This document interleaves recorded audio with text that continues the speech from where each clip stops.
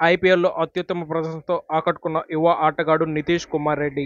ఐపీఎల్లో తనకు బెంగళూరు జట్టంటే ఎంతో ఇష్టమని ఈ ఎస్ఆర్హెచ్ ఆడిన ప్లేయర్ చెప్పుకొచ్చాడు. తాజాగా ఓ ఇంటర్వ్యూలో నితీష్ మాట్లాడుతూ ఐపీఎల్ 2024 సీజన్ ముగిసిన తర్వాత హార్దిక్ పాండ్యా నుంచి ఓ మెసేజ్ వచ్చిందని గుర్తు చేసుకున్నాడు. గాయం నుంచి కోలుకుంటున్న అతడు దులీప్ ట్రోఫీ కోసం సన్నద్ధమవుతున్నాడు. హార్దిక్ నుంచి ఓ మెసేజ్ వచ్చింది. ఇదే ఇంటెంట్, ఎనర్జీతో మున్ముందు కొనసాగాలని సూచించాడు. ఆటను గౌరవిస్తూ ఉండమన్నాడు. త్వరలోనే నాతో మాట్లాడతా అని మెసేజ్ చేశాడు. ఐపీఎల్ సీజన్ ముగిసిన తర్వాత వచ్చిన ఆ మెసేజ్ను చూసి షాక్కు గురయ్యా. టీ20 వరల్డ్ కప్ కోసం సన్నద్ధమవుతూ బిజీగా ఉన్న తరుణంలో నాకు మెసేజ్ పంపడంతో ఆశ్చర్యమేసిందని నితీష్ కుమార్ రెడ్డి తెలిపాడు.